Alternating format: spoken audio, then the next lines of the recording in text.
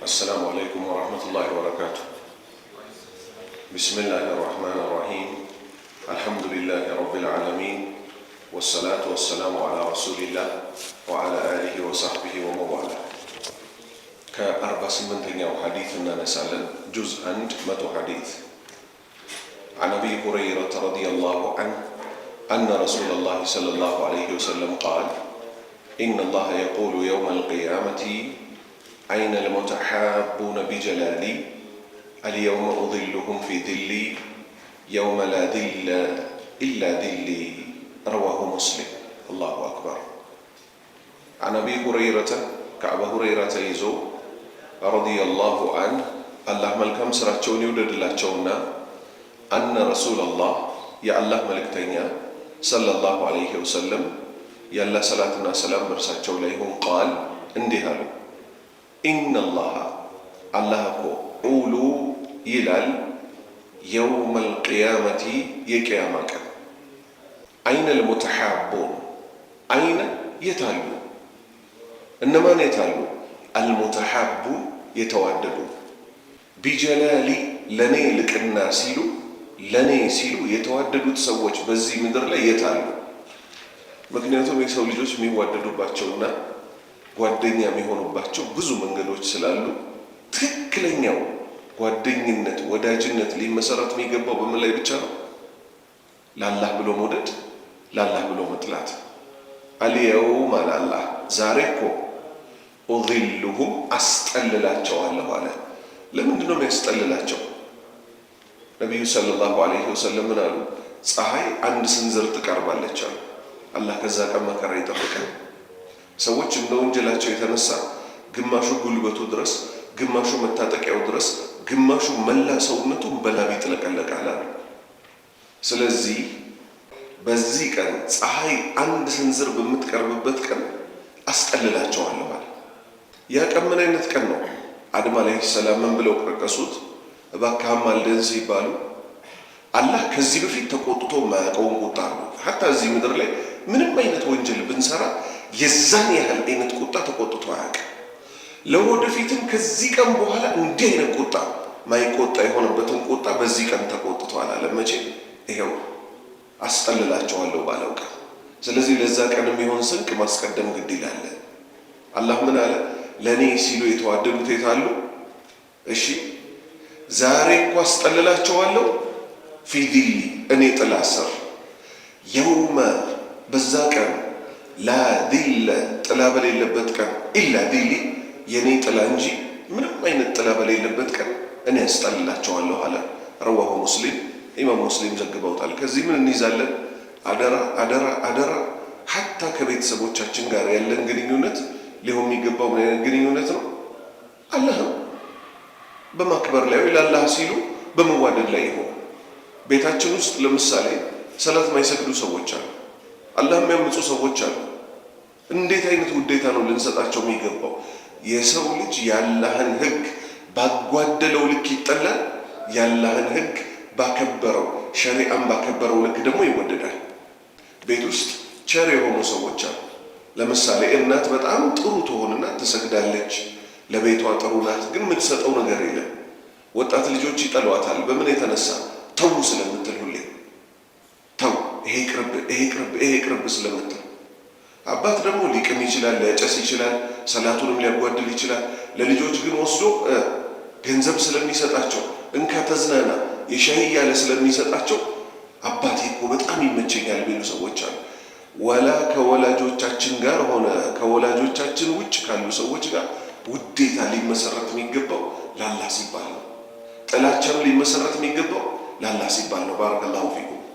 49ኛ ሐዲስ عن أبي هريرة رضي الله عنه أن رسول الله صلى الله عليه وسلم قال: إذا أقيمت الصلاة فلا صلاة إلا المكتوبة. رواه مسلم. كأبا هريرة الله ملكم سرعتون يودد لاتشونا أن رسول الله يا الله ملكتنيا صلى الله عليه وسلم يا الله صلاتنا سلام برساتشو ليهم قال اندهالو: إذا أقيمت بتقومت جزي الصلاة سجدت. من أين سجدت؟ فردو مالت لفرد صلاة إيقام كتدرج بوهلاكو ፈላ ሰላተ ስግደት የለም ኢለል መክቱባ ያቺ ግዴታ ሰላቷን መስገድ እንጂ እኮ ሌላ የለም። በብዛት ሰፎች ማይስተካከሉበትን መንገድ ካያችሁ አንዱ ሱና ይጀምራል ኢቃም ሊባል ሆኖ እሱ ሱናውን እስኪጨርስ ድረስ እንዲህ ሰፍ እየተሰራ ይኬድና ወይ እዚህ ጋር ከዚህ የተጣበቀው ከትክክለኛው ሰውዬ ጋር ሶፍ የሰራው ወደዚህ ሰውዬ አይሄድ፣ ወይ እሱ ሰላት ላይ ነው ወደዚህ አይመጣ። የነቢዩን ትዕዛዝ ደግሞ ሰለላሁ ዐለይሂ ወሰለም በሁሉ ጉዳይ ነው ሊቀበለው የሚገባው። በሁሉ ጉዳይ ከግዴታና ከትርፌቱ ይቀደማል ግዴታው። ስለዚህ ሰውየው ኢቃም ካለበት ምን ያደርጋል? ወደ ግዴታው ሶፍ ስሩና በአግባቡ ቁሙ ወደ ተባለው ይቆማል። ባረከላሁ ፊኩም። ይሄው የነቢዩ ሱና ነው። 50ኛ ሐዲት عن أبي هريرة رضي الله عنه أن رسول الله صلى الله عليه وسلم قال الدنيا سجن المؤمن وجنة الكافر رواه مسلم. كأبا هريرة الله ملكم سرعتوني ودلاتونا أن رسول الله يا الله ملكتنيا صلى الله عليه وسلم يا الله صلاة سلام برساتو ليهم قال ديهانو الدنيا እቺ ምድራዊ ህይወት እኮ ሲጅኑ እስር ቤት ናት። አልሙእሚን አማኝ ለሆነ ሰው እኮ እስር ቤቱ ናት። ወጀነቱ ጀነት ናት ደግሞ እቺ ዱንያ ለነማን? አልካፊር ከሃዲ ለሆነ ሰው። ረዋሁ ሙስሊም ኢማም ሙስሊም ዘግበውታል። ምንን ያስይዛል? አንደኛ ከሃዲ የሆነ ሰው ሰርቶ የሚከጅለው ነገር አለ? ኢማን አለ የሚቀሰቅሰው እንዲሰራ የለም። ክልከላዎችን እንዲከለከል የሚያስቆመው ነገር አለ? የለም። ያኮ 100 ሰው ገሎ ጀነት ገባ የተባለው ግለሰብ ኢማን ውስጡ ስላለች እንጂ ኢማን ከሌለ 100 ሰው ደግሞ ቢያድንም ዋጋ የለውም። ይሄን እናስምርበት። 99 ሰው ገሎ እሱ ግን ምን ጨነቀው? ጌታዬ ዘንድ ስገናኝ ይሄን ወንጀሌን እንዴት ይዤ እሄዳለሁ? በደንብ እንረዳው ሐዲስ። ሁለተኛ ነቢዩ ሰለላሁ ዐለይሂ ወሰለም ምን አሉ? ስለማን? ስለ ኢብን ጁድዓን ስለተባለ ግለሰብ አይሻ ጠየቀቻቸው። በጃሂልያ ጊዜ በጣም እንደሱ አይነት ቸር ሰው አልነበረም፣ በጣም ብዙ ገንዘብ አፍስሷል። ምን አለው አለቻቸው። ምንም የለውም አሏት። ገንዘብ ግን አፍሷል አላፈሰሰም? አፍሷል እኮ። ከዛ እሳቸው ምን አሏት? አንድም ቀን እኮ ሰዎች በሚቀሰቀሱበት ቀን ወንጀሌን ማርልኝ ብሎ አያውቅም። በዚህም የተነሳ የሰራውን ያህል ቢሰራ ሀባአን መንሱራ ውድቅ ሆነ። ይሄ 99 ሰው የገደለውስ 99 ሰው ገሎ ሰላም ነሳው። ምኑ? ጌታዬን ልገናኘው አይደል ወይ ከዚህ ሁሉ ወንጀሌ ጋር። ስለዚህ ለአማኝ ምኑ ናት? እስር ቤቱ ናት። ባይታሰር እንኳን በቃቴ ጋር። ከሃዲ የሆነ ሰው ከልካይ የለበትም፣ እንደ ልቡ ይሰራል። አሁን ሌሎች ሃይማኖቶች ሀገራችን ላይ የምናውቃቸው መጽሐፍ አለን የሃይማኖት ባለቤቶች ነን ይላሉ። ለአኼራ ግን በስነ ስርዓት ስላልተዘጋጁለት ስለ ወለድ ሲጠየቅ ለነሱ የሚፈቀድ ለኛ ማይፈቀድ በሚመስል መልክ ይኸው ከቅርብ ዓመት በኋላ አይደል እስላማዊ ባንክ ተብሎ የመጣው። ለገንዘብ ከሆነ ለምን ወደዚህኛው አልመጡ? በቃ እነሱ ልባቸው ምን ላይ ስለሆነ ከልካይ የለባቸው። አራጣቸው ወለዱን ምን ይሉታል? ይሄኛው ባንክ የሚያበድረው እኮ ችግር የለውም በመስኮት የሚያበድሩት። እሺ የትኛው ነው ችግር ያለው? አራጣም ይባላል ይሉሃል። ስሙን እኮ የሚቀያየሩት ራሱ እኮ ወለድ ነው እንጂ እውነት ባላህና በመጨረሻው ቀን ቢያምኑ ኖሮ ምን ማድረግ ነበረባቸው? ያኛው ወለድ ይቅርብን፣ ኢንተረስት ይሄ ምን የሌለው ነው የሚባለው ወለድ የሌለው መተንበደር ነበር ማለት የነበረባቸው። ስለዚህ አማኝ ምን ይከለክለዋል? አንደኛ ከሃዲ የሆነ ሰው የሚያስረው ኢማን የለው። ለዛ ነው ለሱ ምን የተባለችው ዱንያ ጀነቱ ናት የተባለችው። ሁለተኛ የሰው ልጆችን አላህ ከባባድ ስራ በማዘዝ እነማንን? አማኞችን እስር ቤት ውስጥ እንዳለ አስገብቷቸዋል። በዚህ በብርድ መምጣትን ይመስል ቤተሰብን ጥሎ ሀጅ ማድረግን ይመስል ጅሃድ ወጥቶ አንገትን ማስቀላት ይመስል ከገንዘብህ ላይ ይሄን ያህሉን ስጥ መባልን ይመስል ይህ ሁሉ ምንድን ነው? ባላህ ህግጋት መታሰር ነው። ኢስላም ያዘዘውን ይከለከላል፣ በዚህም የተነሳ ምን ይሆናል? አማኝ ይታሰራል። ከዚህ ውጭ ስሜቱ ያዘዘውን ሁሉ ይጋፋል። ላለመፈጸም ምን ያደርጋል? ይታገሳል። ከዚህ በላይ እስር ቤት የለም። ለዛ ነው ነቢዩ ሰለላሁ ዐለይሂ ወሰለም ምን ያሉት? ዱንያ እኮ ሲጅኑል ሙእሚን፣ አማኝ ለሆነ ሰው እስር ቤቱ ናት። የፈለገውን አይበላም። የፈለጉትን ማግኘት ያለው የት ነው? እስር ቤት የሌለው ጀነት ነው። ለሁም ማ የሻኡን አለ፣ የፈለጉት ሁሉ አለላቸው አለ። የት? ጀነት ላይ። ዱንያስ ላይ በሐላል እንጂ በሐራም ምንም ነገር ማድረግ አይቻልም። ለከሐዲስ የሚከለክላቸው ኢማን የለም። ሲሰሩ ራሱ ደግሞ ማለት ነው ምን የሚሉ ሰዎች እኮ አሉ መሰላችሁ? ስገዱ ወይ የመሳሰለው ሲባሉ ወይም እመኑ ሲባሉ ሃይማኖት ይላሉ። እንዲያውም ይሄ ላንሳው፣ ውጭ ሀገር መሄድ ለፈለገ ሰው ይሄ መቆሚያ የሆነው ዘንድ ምዕራብ ላይ ምን እየተባለ ነው? ሃይማኖት ሰዎች ጨካኝ በነበሩበት ዘመን ጥሩ አድርጎ ተቆጣጥሮልናል። አሁን ግን የሰው ልጆች ስለተማሩ የሚያስራቸው ነገር አያስፈልግም፣ ሃይማኖት አያስፈልግም ይላሉ። መንግስት ለምን አስፈልጋቸው ታዲያ? አልተረዳችሁ?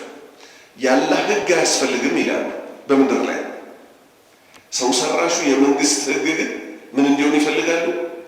በዛ ታስራ መብራት ላይ ቁም፣ ዛሬ ተኛ፣ ስትፋታ እንዲያርግ፣ ስትጋባ እንዲያርግ እንዲባል ይፈልጋሉ። ስለዚህ የሰው ልጅ ሀታ ወደ አንድ ሀገር ስደት መሄድ አለብኝ ብሎ ሲያስብ ለዱንያ ችግር ብሎ የት ሀገር ነው ሄጄ የምቀላቀለው የሚለውን ሊያስብ ይገባል። ዱንያዊ መብራት ልታገኝ ትችላለህ። ዩሮፕ ሄደ፣ አሜሪካ ሄደ። ውሃ፣ ጤና፣ መኪና ልታገኝ ትችላለህ። ልቅ ማለት ነው። እንደ እንስሳ ራሳችን እንከፍልልሃለን፣ የምትበላው የምትጠጣውን ይለዋል። ግን በእኛ ህግ ነው የምትኖረው ይለዋል። እንዴት ስትላቸው የገዛ ልጅን ጾታውን መቀየር ቢፈልግ አንተም ቢብትል እኛ ወስደን እንቀይረዋለን፣ የልጆች መብት መከበር አለበት ይለዋል። ይሄን አይን እያየ ትቀበላል። ልጅ ማለት ምን ነው? ብቸኛ ሀብት። እዚህ ምድር ላይ የሚቀጥለው ዓለም ላይ ማትፈልገው ከሆነ ለምን ተወልድና ለምን ከልጅነቱ ጀምሮ ተንከባክበህ ታሳድጋለህ? ለምን ትሰቃያለህ? ልጆቻችንን እኮ የምናሳድገው ምን ለማድረግ ነው? እዚህ ምድር ላይ እቅፍ ሳም ምናምን፣ ይሄማ ጠፊ ነው። ገና አድጎ ሳላየው እኮ ሊሞት ይችላል ልጅ። የምንፈልገው ልጆቻችንን ለምንድን ነው? እንዳንለያይ። ለዛ ነው እኮ አላህ ትልቅ ሽልማት መሆኑን ሲናገር ወለዚነ አመኑ ወተበዐትሁም ዙርየቱሁም ቢኢማኒን አልሐቅና ቢሂም ዙርየተሁም፣ እነዛ በእምነት እነዛ አማኞች የገዛ ዝርያዎቻቸውን በእምነት የተከተሏቸው ልጆቻቸው ማለት ነው ጀነት ላይ በደረጃ ቢለያዩ ሰብስበን አንድ እናደርጋቸዋለን። ስለዚህ አማኝ ሁል ጊዜ ምን ላይ ነው ያለው? ምን ላይ ነው ያለው? እስር ቤት ላይ ነው ያለው። ወላሂ ይኸውላችሁ የእስልምና ህግ አሁን እዚህ ጋር ጥንቃቄ ይፈልጋል። ሰዎች ጫትን ለምሳሌ በተመለከተ ይቅርባችሁ ሲባል ሐራም ነው የሚል ግልጽ ህግ አምጣ ይላሉ። ኢስላም ሐራም ሐላል በሚል ላይ ብቻ ነው እንደ የመጣው። ኢስላም እንዲያውም ከሐራምና ከሐላል በፊት መጀመሪያ ያደረገው ምንድን ነው? ሰደን ሊዘሪያ መጥፎ ነገር ላይ ከመደረሱ በፊት ምን ይደረጋል? ጥንቃቄ ይደረጋል። ማስረጃ አላህ ምን አለ ለአደም? ምድር ላይ ነው ወይስ ጀነት ላይ? ጀነት ላይ ወላ ተቅረባ ሀዲህ ሸጀራ፣ እቺን ዛፍ እንዳትቀርባት አለው። ምክንያቱ ይታወቃል አይታወቅም? ምክንያቱን አወቅከው አላወቅከው እንዳትቀርብ የተባልከውን ነገር አትቀርብ። ጫትን፣ ሲጋራ፣ መጠጥ፣ ጆተኒ፣ ይሄ ቤቲንግ የሚሉትን ቪዲዮ ቤት የመሳሰለው ጉዳታቸው ይታወቃል አይታወቅም? እንዳትቀርቡ ስንባል ቆይ ልሞክረውና ይባላል አይባልም? ዝሙትን በተመለከተ አላህ ምን አለ? ከቀረባችሁት በኋላ አደጋ ነውና የሚመጣው ወላ ተቅረቡ ዚና፣ ዝሙት እንዳትቀርቡት አለ። ነቢዩ ደግሞ መጡና ሰለላሁ ዐለይሂ ወሰለም ምን አሉ? የአይን ዝሙቱ ማየቱ ነው፣ የጆሮ ዝሙቱ መስማቱ ነው። ምክንያቱም እነዚህ ሁለት ቢመስሉ አራት የሆኑ በሮች አደገኞች ናቸው። አይን አንድ ናት በስም ደረጃ፣ ሐቂቀተን ስንት ናት? ሁለት በር በል። ጆሮ ስሙ ምንድን ነው? ጆሮ ተብሎ ነው አይደል የሚጠራው እንጂ ጆሮዎች ተብሎ ይጠራል ስራው ግን ምንድነው? ሁለት በር ነው። በአራቱ በሮች ያስገባኸው ሸር ውስጥህን ገብቶ ንጦ አንተን ጉድ ይሰራል። ስለዚህ ነቢዩ ምን አሉ ሰለላሁ ዐለይሂ ወሰለም? የእጅ ዝሙቱ አሉ መጨበጡ ነው አሉ። የእግር ዝሙቱ ወደ ቦታው መሄዱ ነው አሉ። ብልት ወይ ያረጋግጠዋል ወይ ያስተባብለዋል። ይሄ ሁሉ ስቴፕ ያለበት ሃይማኖት ምን አለ ቀድሞ? ወላ ተቅረቡ ዚና፣ ዝሙትን እንዳትቀርቡ አለ። ልክ እንደዚህ ጫትንም እንዳትቀርቡ፣ ሐሺሽንም እንዳትቀርቡ፣ ጆተኒ፣ ሲጋራ፣ ሺሻ አለ የሚባል ነገር እንዳትቀርቡ። ለምን? አቂባው መጨረሻው የከፋ ስለሆነ። ድሮ ቁማር ምናምን ሰዎች ካርታ ለመጫወት እንዴት ነበር? ጋሼ እንዳያይ ምናምን አባት ከተኛ በኋላ ያጎት ልጆች ተሰብስበው አንድ ክፍል ውስጥ ገብተው ቤተሰብ በሌለበት ነበረ ካርታ ሰው የሚለማመደው። ከዛ የካርታው ቁማር ምን ነበር? የተበላ አንድ ጣሳ ውሃ የጠጣ ምናምን ነበር ቅጣቱ። አሁንስ በህጋዊ መልክ ልክ ሸምሱ ዳቦ ቤት የሚል እንዳለው የምስራች ምናምን ቤቲንግ የሚል በአሉሚኒየም የተሰራ ትገባለህ። ምን ለማድረግ? ልብስን አውልቀህ ለመውጣት። እኔ አይደለሁም ልብስን አውልቀህ ለመውጣት ያልኩት። ይገቡና ጌም ያጫውቷቸዋል በኮምፒውተር። ከዛ ያን ጌም እየተጫወቱ ይበላሉ፣ ያላቸውን ያወጣሉ፣ ስልካቸውን ያስይዛሉ። አንደኛው ልጅ ምን አለኝ? ቤተሰብ ምንም አይገምተኝም አለኝ። እዚህ ሁዘይፋ መስጂድ ዳዕዋ አድርጌ ስወጣ ቤተሰብ እኔን አይደለም የሚጠረጠረው አለ። ምክንያቱም መስጂድ እመጣለሁ አለ። ከመስጂዱ ጎን ለጎን ግን ምን ሱስ አለብኝ አለ? ይሄ ቤቲንግ ቁማር ቤት ሄዶ መጫወት አለ። ሰፈር ላይ የሚሰጡ ልብሶችን እኔ ነኝ ለቃቀሜ ይዤ ወጥቼ የምሸጠው አለ።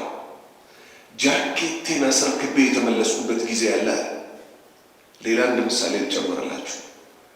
ቁርአን በሐፈዙ ልጆች የምትዘናጉ ከሆነ ቁርአን የሐፈዘ እኔ የማውቀው ልጅ አያችሁ፣ እስር ቤት ውስጥ ገብተህ ባለ ህግጋት ካልተጠበቅ ቁርአን ሐፍዞ ቁማር ቤት እየዋለ ልብሱ ምኑን ያስረክብና አንተ መውጣት አትችልም፣ እስረኛ ነህ ይሉታል። ማን መጥቶ ያስፈተዋል? ቤተሰብ ከፍሎ ያስፈተዋል የተጫወተበት። ስለዚህ ኢስላም ሁሌ የሚከለክለን ምንድን ነው? መጥፎ ነገሮችን ቀድመን እንዳንቀርብ አይደለም ገብተን እንድንሰራባቸው ቀርቶ። ስለዚህ እስር ቤት ውስጥ ነው። ከእስር ቤት መውጣት የሚቻለው መቼ ነው? ዱንያ ላይ ታስሮ አኺራ ላይ መለቀቅ ነው። 51ኛ ሐዲስ عن عائشة رضي الله عنها قالت قال رسول الله صلى الله عليه وسلم من أحدث في أمرنا هذا ما ليس منه فهو رد متفق عليه وفي رواية من عمل عملا ليس عليه أمرنا فهو رد كما أمنا لنا عائشة تيزو الله ملكم سرعاني ولد الله قالت انديها لك قال رسول الله يا الله ملك تنيا انديها صلى الله عليه وسلم يا الله صلاة السلام برساته لهم من أحدث አዲስ ነገር ያመጣ ሰው ፊ አምሪና በጉዳያችን ላይ፣ ጉዳዩ ምንድነው? ሃይማኖታችን ላይ هذا በዚች ሃይማኖታችን ላይ ማጠናከሪያ ነው። ማ ለይሰ ሚንሁ ከሃይማኖቱ ያልሆነ ነገር ይዞ ይመጣ ፈሁወ ያስራው እኮ ረዱን ውድቅ ነው፣ ተቀባይነት የለውም። ልብ በሉ ያላህ ባሪያዎች፣ ነቢዩ ሰለላሁ ዐለይሂ ወሰለም ለምንድን ነው የቢድዓን ጉዳይ የተጠነቀቁት? ለምን ይመስላችኋል? ምክንያቱም ዲን መስሎ ስለሚመጣ። አንድ ነገር ላስታውሳችሁ፣ በእሳቸው ዘመን የተከሰተ ሰሃባዎች ምን ይላሉ? የኹጥባ ሚንበር ላይ ሲወጡ ጦር አስጠንቃቂ መስለው ፊታቸው ይቀላል፣ ይጮሃሉ። ከዛስ ፈኢነ ኸይረል ሐዲስ ከላሙላህ ከንግግር ሁሉ በላጩ ያላህ ንግግር ነው። ወኸይረል ሁዳ ሁዳ ሙሐመድ ሰለላሁ ዐለይሂ ወሰለም ከመንገዶች ሁሉ ቅን መንገድ የነቢዩ ሙሐመድ ቅን መንገድ ነው። ወሸረል ኡሙሪ ሙሕደሳቱሃ ከነገራችሁ ሁሉ የከፋው ምኑ ነው? ምኑ ነው? አዲስ ነገር በሃይማኖቱ ላይ የምታመጡት። ፈኢነ ኩለ ሙሕደሰቲን ቢድዓ እያንዳንዱ አዲስ ነገር እያንዳንዱ የምትጨምሩት እኮ ቢድዓ ነው። ወኩሉ ቢድዓቲን ضላላ ሁሉም ቢድዓ ጥመት ነው። ወኩሉ ضላለቲን ፊናር ሁሉም ጥመት ደግሞ የእሳት ነው አሉ። አንድ ሶሃባ ግን መጠጥ ይጠጣ ነበረ። ሱሰኛ ሆኖ ልብ በሉ ይመጣል። መጠጥ ጠጥቻለሁ ይላል። የአላህ ሕግ በሱ ላይ ይፈጸማል፣ ይገረፋል። እየተመላለሰ ሲገረፍ ከሰሃባዎች ውስጥ አንዱ ረገመው። ምን ይመላለሳል እየጠጣ ብለው ነቢዩ ምን አሉ ሰለላሁ ዐለይሂ ወሰለም? አትርገሙት አሉ። እሱ እኮ አላህና መልእክተኛውን ይወዳል አሉ። የቢድዓ ሰሪዎችን ግን አላህና መልእክተኛውን ይወዳሉ ብለው መስክረውላቸው አልመሰከሩላቸውም። በል እንዲያው ዲን አፍራሾቹ እነሱ መሆናቸው ተነገረ። ለምን? ምሳሌ አንድ ቀላል ምሳሌ ላንሳላችሁ። ቁርአን ቀርቶ ሰው ቁርአንን ብቻ በመቅራት ከአላህ ሊርቅ ይችላል? ከባድ ጥያቄ ነው። ለምን? ቁርአን ነው ያላህ ቃል ነው። አዎ ሊርቅ ይችላል። እንዴት ከአላህ መንገድ ሊርቅ ይችላል ስትሉ ነቢዩ ሰለላሁ ዐለይሂ ወሰለም ቁርአንን ሙሉውን እንድንቀራው ነው አይደል ያዘዙ። አስተማሪዎች ለምሳሌ እታች ጋር ያሉትን ደጋግመው ልጆች እስኪይዟቸው ያስቀራሉ። ከዛ ውጭ ሱረቱል ኢኽላስ፣ ቁል አዑዙ ቢረቢል ፈለቅ፣ ቁል አዑዙ ቢረቢን ናስ ምን ሆኖ መጥተዋል። ከሰላት በኋላ ሩቃ ስናደርግም ከዛስ አያቱል ኩርሲ። ይሄን መቼ? ከእያንዳንዱ ሰላት በኋላ ከመተኛታችን በፊት ጠዋት ስንነሳ። እሺ አመነ ረሱል አይደል? ከዚህ ውጭ ነቢዩ የሰጡት ሰለላሁ ዐለይሂ ወሰለም በጠዋትና በማታ ለብቻ ይዘን የምንቀረው ቁርአን አለ? የለም። ስለዚህ ሰዎች ቁርአን እንኳን ሆኖ ያላህ ቃል ሆኖ ሳይጨምሩበት ምን ሲያደርጉ ቃየ? እኔ እኮ ሸሄ ጠሪቃ ሰጥተውኛል። ምንድነው ጠሪቃ? ማናቸው ያንተ ሸህ? ያንተ ሸህ ከነቢዩ በታች አይደሉ ወይ? ያንተ ሸህም ሆነ አንተም ሆነ እኔም ሆነ ነቢዩ ያዘዙንን እንጂ ሰለላሁ ዐለይሂ ወሰለም አዲስ ነገር እንድናመጣ ታዘናል ወይ? ጧት ምን የሚያደርጉ ሰዎች አሉ። ሸሄ አዘውኛል ሱረቱ ያሲንን እቀራለሁ የሚሉ ሰዎች አሉ። ያሲን ቁርአን ነው አይደለም? ሱረቱ ያሲን ቁርአን ነው አይደለም? ግን ጧት አንብቡት የሚል አለ አለ? የለም። አያችሁ፣ ካላህ ይራቃል ብለው እዚህ ጋር ሀታ ቁርአን ያላህ ቃል ሆኖ ማለት ነው። እሺ ይሄ ቢድዓ የሚባለው ነገር በጣም አስቸጋሪ ስለሆነ ምን ማለት መሰላችሁ? ጥቅል ትርጉሙ አላህና መልእክተኛውን እርማት መስጠት። አላህና መልእክተኛው ሰለላሁ ዐለይሂ ወሰለም ልንከተላቸው ነው አይደል የሚገባው? አይ ቆይ ለዚህ ዘመን በዚህ መልክ መሄድ አለብን፣ ለዚህ ዘመን በዚህ መልክ መሄድ አለብን ብሎ እርማት መስጠት ነው። እነሱ አላህ ምን ብሎ ሲያበቃ ያ አዩሃ አለዚነ አመኑ ላ ቱቀዲሙ በይነ የደይ ላሂ ወረሱሊህ፣ እናንተ ያመናችሁ ሰዎች አላህና መልእክተኛው ፊት ለፊት ነፍሶቻችሁንም ሆነ ሸሆቻችሁንም ሆነ ማንንም እንዳታስቀድሙ። አንድ ምርጥ ምሳሌ ላንሳላችሁ። ሐኪም ቤት ትሄዳላችሁ። ቁርአን እኮ ውስጥ ላይ ያለብንን በሽታ ሐዲትም እንደዛው ሊያጠፋልን ነው አይደል የመጣው። ሐኪም ቤት ስትሄዱ ነጭ ጋውን የለበሰ ሰው ኮምፒውተሩን ከፍቶ እሺ ህመምህ ምንድን ነው? ኤምአርአይ ላዝልህ ነው ሲል እንዴ ኤምአርአይ አይገባኝም ምናምን ነው የምንለው። ገንዘቡ ከሌለ ምን እንላለን? ቀንስልን ብቻ እንጂ የምንለው እውቀቱ ስለሌለን ምን ብለን ነው የምንቀበለው? እርሶ እንዳሉ ሲቲ ስካን ደግሞ አንድ ጣትህን የእግርህን ማየት አለብኝ ቢል እንኳን አባት እዛ ተቀምጦ ልጅህን እኮ ልቆርጠው ነው እግሩን ጋንግሪን አለበት ቢለው ሮጦ ቀድሞ መድኃኒቱን ይዞ የሚመጣው ማን ነው? መቆረጫው አባት። ለምን? ሌላ አካላቱ እንዳይበላበት። ከዛ በማይገባ ጽሁፍ እንግሊዝኛ የተማሩ ሰዎች ሁሉ እንዳይገባቸው አድርጎ ዶክተሩ ስዕል አስመስሎ ይሞነጨረዋል። ያን ወረቀት ይዘህ ግደሉት እኮ ሊሆን ይችላል ወረቀቱ ራሱ የሚለው። እየተንደረደርክ ፋርማሲ ውስጥ ወዳለ ሰው ትሄዳለህ። ያ ፋርማሲስት በር ላይ ጋውኑን አውልቆ ቁጭ ቢል ፋርማሲስቱ የለም ነው የምትለው። አይ እኔ ነኝ ብሎ ልክ ጋውኑን ሲለብስ ይቀየራል እይታ። ምን አለ ትለዋለህ። ያየውና ልጁ ዕድሜው ስንት ነው ይልሃል። ኪሎው ስንት ነው ይልሃል። ይሄን መድኃኒት በ24 ሰዓት ውስጥ በየ8 ሰዓት ልዩነት ይላል። ጣፉ እንደዚያ ነው። በየ8 ሰዓት ልዩነት አላርም ሞልታችሁ 675ቱን እንዳትሰጡ ለሁለት ቆርጣችሁ 500 ግራሙን በዚህ ሰዓት። ይሄን ከምግብ ከ30 ደቂቃ በፊት የአላርም ማዕት ይሞላል አይሞላም? የአላርም ማዕት ማን ስላዘዘ? ዶክተርና ነርስ ተባብረው እስረኛ ስላሉ ያውም በሻር ከማን ሆኖ ከአላህ ሆኖ ሕክምና መቃወሚያ አይደለም። እሺ ሕያው እንድትሆኑ በ24 ሰዓት ውስጥ 5 ጊዜ ስገዱ። የጌታችሁ መልእክት ደግሞ ግልጽ ያለ ነው።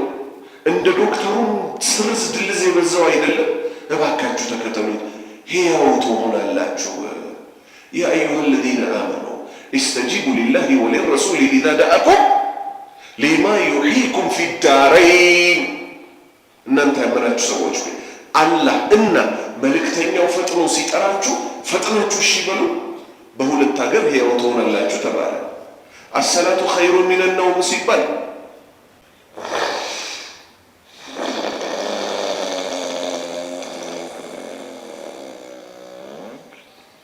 ልክ በዛ ሰዓት ግን ሳይሆን ከሌሊቱ 9 ሰዓት የሚወሰድ ኪኒን ቢኖርስ ኪኒኑን መውሰድ አለብኝ። እናት ትነሳለች፣ አባት ይነሳል፣ ልጁን ይቀሰቅሱታል። ዶክተሩ አልሰማህም? ይሄ ኪኒን ቶሎ ካልተወሰደ እንዲህ ያደርጋል ብሏል፣ እንዲህ ያደርጋል ብሏል፣ እንዲህ ያደርጋል ብሏል ይላል። አላህ ትክክለኛ መመለስን ይመልሳል። ወፊ ሪዋየቲን ወዳለው እንምጣ። በሌላ ዘገባ ከራሷ ከአይሻ መን አሚለ አመለን ስራን የሰራ ሰው አሉ ነቢዩ ሰለላሁ ዐለይሂ ወሰለም ለይሰ ዐለይሂ በዛ ላይ የሌለበት ምን ሰውየው በሰራው ስራ ላይ የሌለበት አምሩና የእኛ ትእዛዝ የሌለበት የማንና የማን የአላህና የነቢዩ ሙሐመድ ሰለላሁ ዐለይሂ ወሰለም። ወላሂ ትዕቢት የተባለው ጉዳይ ጀሃነም ያስገባል። ዛሬ መውሊድ የሚያከብሩት ከሰላት በኋላ ዱዓ እንላለን፣ ሐሙስ ማታ ሲሆን ሰለዋት እንላለን፣ ረመዳን ላይ ደግሞ በተራዊሆች መሃል ዚክር እንላለን። ለምንድን ነው የምትሉ? የአባቶቻችንን መንገድ እናስቀጥላለን። ማን ለእኛ አባታችን ማን? አባቶቻችን ማን ናቸው? አበው የዚህ ኡማ ሷሃባዎች፣ ታቢዒዎች፣ አትባኡ ታቢዒን እንጂ ሌላ አባት አለ? ሌላ አባት አለ? በአላህ ይሆንባችሁ የለም። ሰዎች ግን ይኸውልህ የአባቶቻችንን መንገድ እናስቀጥላለን ብለው ሸሪዓ ያላዘዘውን ይሰራል። ሸሪዓ ያላዘዘው ይሰራል። ከዛስ ነቢዩ ምን አሉ ሰለላሁ ዐለይሂ ወሰለም? ፈሁወ ረዱን ያ ስራው እኮ ውድቅ ነው አሉ። ተጠየቁ። ድሮ እኛ ስናውቃቸው የሚያስታውስም ያስታውሳቸዋል። መውሊድ ሲባል ቢድአማ ቢድአ ናት አሉ። በፊት ግን ቢድአቱል ሐሰና ናት አሉ። መልካም ቢድአ ናት አሉ። ነቢዩ ሰለላሁ ዐለይሂ ወሰለም ደግሞ እድሜ ልካቸው ሚንበር ላይ ሲወጡ ምን ነበር ያሉት? ወኩሉ ቢድአቲ ደላላ፣ ሁሉም ቢድአ ጥመት ነው ተብሏል ሲባሉ ካፈርኩ አይመልሰኝ ስላሉ ምን አሉ? ኩሉ ምትለው ቃል እኮ ሁሉም የሚለውን አታስይዝም አሉ። እሺ ምንድን ነው የሚያስይዘው ታዲያ? በአረብኛ በንጹሁ ለሷሃባዎች በገባቸው ቋንቋ ወርዶ ሲያበቃ ስትሏቸው፣ ለምሳሌ ኩሉ አይኒን ዛኒያ ይላል። የነቢዩ ሐዲስ ነው። ሁሉም አይን ዝሙተኛ ነው ይላል። አይነ ስውር የሆነም ሰው ዝሙተኛ ነው ወይ ይባላል። የተጠየቀው ስለማን ነው? አይን ስላላቸው ሰዎች። እሱስ ካዩ ነው ደግሞ አይደል? ካላዩስ ከቤት ያልወጣ ሰው ዝሙተኛ ይሆናል? አይሆንም። ቀጠለና ምን አለ? እሺ ይሄስ ቁርአን ላይ ደግሞ ኩሉ የምትለው ቃል አለች ሌላ ነው። እሺ ቱደሚሩ ኩለ ሸይኢን ቢአምሪ ረቢሃ፣ ያቺ ንፋስ የመጣች ጊዜ፣ ያቺ ንፋስ ለቅጣት የተላከች ጊዜ ቱደሚሩ ኩለ ሸይ፣ ሁሉም ነገር ታጠፋለች። ቢአምሪ ረቢሃ፣ በጌታዋ ትእዛዝ ይላል። ስለዚህ ሰማይ አልጠፋም ምድር አልጠፋም። እንደው በአላህ ይሆንባችሁ ይሄ እፍርት ካልሆነ በቀር ትክክለኛ መልእክቱ ምንድን ነው? አዎ አጥፊ ተብላ የተላከችውን ነገር ሁሉ ታጠፋለች። በዛ ዘመን የነበረውን ነብይ ግን ታጠፋለች፣ ተከታዮቹን ታጠፋለች። ፈለማ ነሱ ማ ዙኪሩ ቢሂ አንጀይና አለዚነ የንሀውነ አኒሱ ወአኸዝና አለዚነ ظለሙ ቢማ ካኑ የፍሱቁን።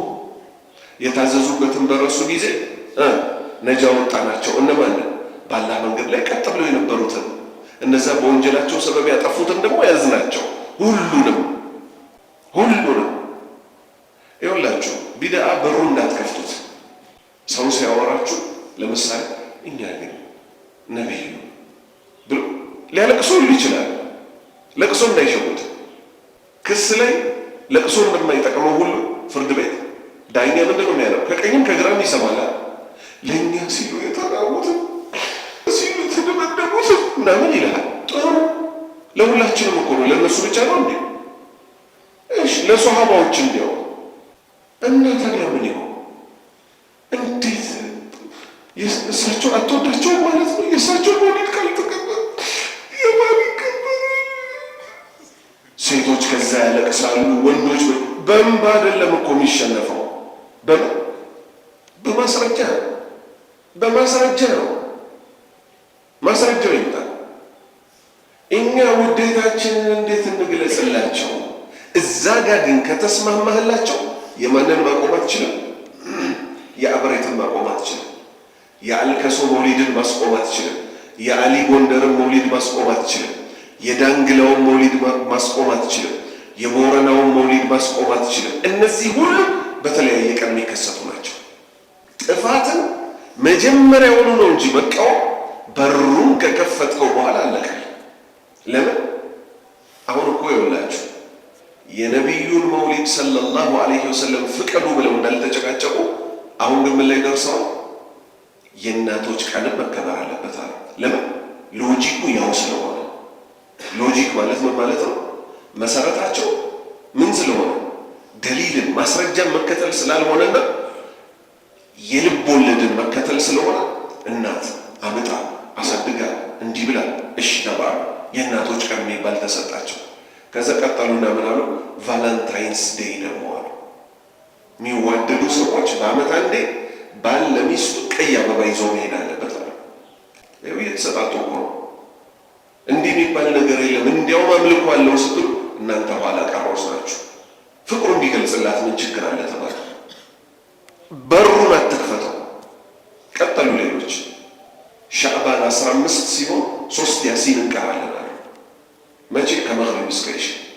ምን የሚባል ስታ አንዱ ለሀገራችን አለ፣ አንዱ ለመሻይኾቻችን አለ።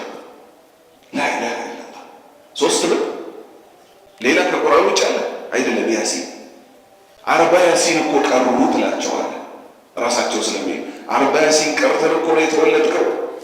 እናትህ መውለድ አቅቷት ይለዋል። ምንድን ነው 40 ያሲን ስትላቸው 40 ጊዜ ያሲን ወልቁርአኒል ሐኪም ብለው አይደለም የሚጨርሱት። ያሲን የሆነ ያህል ይደገምና ከዛስ የተቀረውን ደግሞ ሙሉውን ይጨርሱታል። እንዲህ የሚባል ቁርአን አለ። በሩን አትክፈት ወንድሜ፣ የቢድዓን በሩን አትክፈት። ይሄ አርዕስት ከባድ አርዕስት ስለሆነ አንድን ጨምር። ሰልማን ረዲየላሁ ዐንሁና አቡ ደርዳ የተባሉት 2 ምርጥ ሷሃባዎች። አቡ ደርዳ የመዲና ሰው ናቸው። ሰልማንን ወንድማቸው እንዲሆኑ አድርገው ነበርማ ነቢዩ ሰለላሁ ዐለይሂ ወሰለም። ሰልማን ቤት ሲሄድ ምን አየ? የአቡ ደርዳ ሚስት ራሷን ጥላለች። ለወንድሜ አትጋጋጭለትም ወይ አላት።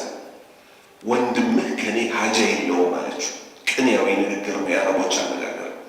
ወንድምህ ሴት አይፈላልግም፣ ደንታው ስላልሆነ ለምንድን ነው መዋዋብለት አለችው። መጣ። ሲመጣ ብላ አለው። ለማን? ለሰልማን ምግብ ስለቀረበለት ሰልማን ብላ አለው። አቡ ደርዳ ብላ አለው። አቡ ደርዳ ምን አለ? ጾመኛ ነኝ አለው። አፍጠራ አስፈጠረው። ማታ ልክ ኢሻ እንደተሰገደ ብድግ ብሎ ሌሊቱን ሊጀምረው ነው። ድፍን ሌሊት ሊያጠር ሚስትየውን ላይነካት ማለት ነው። ያላ ባሪያ ላይ ነው። ሰልማን ተኛ አለው። የሌሊቱ ግማሽ ክፍል ላይ ብድግ አለ። አሁንም ተኛ አለው። የሌሊቱ መጨረሻ ክፍል ላይ ሲደርስ ሰልማን ቀሰቀሰውና ና አሁን እንስገድ አለው። ጠዋት ላይ ሄዶ ለማን ተናገረ? ለነቢዩ ሰለላሁ ዐለይሂ ወሰለም ፍርድ እንዲሰጣቸው። ወንድሜ ሰልማን ትላንት ጾሜን አስፈጠረኝ፣ ሌሊቱንም እንዲህ አረገኝ፣ የሌሊቱ ግማሽም ላይ እንዲህ አረገኝ፣ መጨረሻው ላይ ሰገድን ሲል ሰልማን ልክ ነው አሉት። ከዛ ትልቅ ህግ አስቀመጡ። ለጌታህም ሐቅ አለ፣ ለራስህም ሐቅ አለ፣ ለሚስትህም ሐቅ አላት። ሴቶች ወንድ ቤት የሚመጡት የሚበሉት አጥተው አይደለም፣ ወይም ቤተሰብ ከብዳኛለች ና ተሸከመኝ ተብሎ አይደለም። ከነሱ ጋር የሚሰጥ ጊዜ አለ፣ አብሮ መተኛት፣ አብሮ መብላት። ከዛ ሌሊት ደግሞ ከዛ ከሚጣፍጡት ሚስቶች ግንጥል ብሎ ደግሞ ምን መሆን አለ? ለአላህ መስጠት አለ። ይሄ ነው ትክክለኛው እስልምና። ከዚህ ውጭ አዳዲስ ህጎችን በመምጣት ይሄ ለአራት ወር ለምናምን አሁን እያሉ የሚወጡ ተብሊጎች አሉ ይሉ ዘንድሮ ፓኪስታን ነን ይላል። እሺ የሚቀጥለው ዓመት ህንድ ነን ይላል። እሺ ሚስቶቻቸው እዚህ የማንም ባዶ ቤት ጥለዋቸው ይወጣሉ ለ40 ቀን በወር 3 ቀን ኢላ አኺሪ። ይሄ የዲን አካሄድም አይደለም ጭራሽ። ዲን በዚህ መልክ አይደለም ትምህርትም የተሰጠው። ትልቁ ቢድዓቸው ምንድነው? ተውሂድን መተዋቸው። ሐታ ምንም ነገር አናደርግም ወደ ሰላት ነው የምንጣራው ቢሉ እንኳን እንዲህ አይነት ጥሪ የለም። ቢድዓ ነው የራሱ። ለምን ኢስላም ከምን ጀመረ? ከመሰረቱ። መሰረቱ ሲስተካከል ግንባታው ተገነባ። ሸሃደት ላ ኢላሃ ኢለላህ ወአነ ሙሐመድ ረሱሉላህ። ከዛስ ወኢቃሚ ሰላት ወኢታኢ ዘካት ወሰውሚ ረመዳን ወሐጅ በይቲ። ይኸው በተርታ ማለት ነው። ሀከዛ። ስለዚህ የቢድዓን ነገር ሙስሊም የሆነ ሰው እያንዳንዷን ሊጠነቀቃት ይገባል። 52ኛ ሐዲስ عن عائشة رضي الله عنها أنها قالت سئل النبي صلى الله عليه وسلم أي الأعمال أحب إلى الله قال أدومها وإن قل متفق عليه. عن عائشة كعائشة تيزو رضي الله عنها الله ملكم سرواني ولدلاتنا أنها قالت السواق والج سئل تتيقوا من النبي صلى الله عليه وسلم يا الله ملكتين يا الله صلاتنا سلام برساتو ليهون تتيقوا أي الأعمال أي يتنيونه الأعمال كسراوج أحب يتودد إلى الله ودع الله.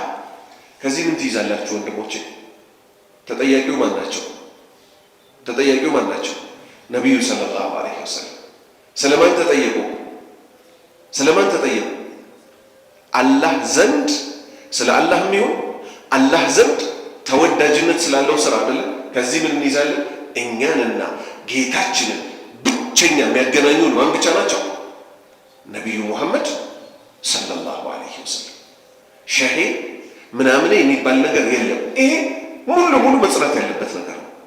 ምንድነው አላህ ዘንድ በጣም ተወዳጅነት ያለው ስራ ተብለው ሲጠየቁ ቃል እንዲህ አሉሳቸው አድወሙሃ ዘውታሬዋ ወኢን ቀል ማለት ብታንስም ዘውታሬ የሆነችው ማለት ለምንድን ነው እቺን ያነሱት ብታንስም ብለው? ወላሂ ራሳቸው እንዳሉት ነብዩ ሰለላሁ ዐለይሂ ወሰለም ሸሪዓን አንድ ሰው እታገላለሁ ብሎ አጥብቆ አይዘው ሸሪዓው ምን ቢያደርገው እንጂ ኢላ ገለባ ሸሪዓው ያሸንፈዋል። 24 ሰዓት ቁርአን ልቅራ ብትል አታዳርሰው፣ እንቅልፍ ይመጣብሃል። 24 ሰዓት ቂያም ልቁም ብትል እግርህ ያምጣል። 24 ሰዓት ልጹም ብትል ትጎዳለህ። ስለዚህ ከሁሉም ግን ሰው ምን ማድረግ አለበት? ዱንያ መማር አለ፣ ዱንያ ሰርቶ መግባት አለ፣ ቤተሰብ ስራ መርዳት አለ። እሺ በምን መልክ ይሁን? መቅረት የሌለባቸው የሚባሉ አሉ። ምሳሌ በቀን 100 ጊዜ ሱብሃንአላህ ያለ ሰው 1000 አጅር አለው።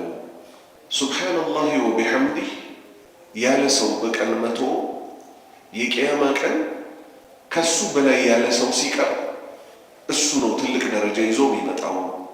ሱብሃንአላህ ወቢሐምዲህ ሱብሃንአላህ አልዓዚም ጧትና ማታ ያለ ሰው የባህር አረፋ ያህል እንኳን ቢሆን ወንጀሉ ይታበስለታል። የመሳሰሉት አሉ። ብዙ ነው ቁጥራቸው። እነዚህን ሁሉ ሰራለው ካልክ ጧት ብቻ 1 ሰዓት ተኩል 2 ሰዓት ሊያስፈልግህ ነው፣ ዚክሮቹ ብዙ ስለሆኑ። ስለዚህ ሱብሃንአላሆችን በምን መዝጋት ትችላለህ? ሱብሃንአላህ ወቢሐምዲህ አደደ ኸልቂሂ ወሪዷ ነፍሲሂ ወዚነተ አርሺሂ ወሚዳደ ከሊማቲሂ 3 ጊዜ። ትርጉም ሱብሃንአላህ ወቢሐምዲህ ከምስጋና ጋር ጥራቻ ይገባው። አደደ ኸልቂሂ የፍጡሮቹ ቁጥር ልክ ብዙ ነው አይደለም። አደደ ኸልቂሂ ወሪዷ ነፍሲሂ ነፍሱ የወደደው ልክ። ወዚነተ አርሺሂ የአርሹ ልቅና ልክ። ወሚዳደ ከሊማቲ የንግግሩ ምን ልክ? ቁጥር ልክ። ምስጋና የተሞላበት ጥራቻ ይገባው። እቺን ሶስቴ ስትል ነቢዩ ሰለላሁ ዐለይሂ ወሰለም ምን አሉ?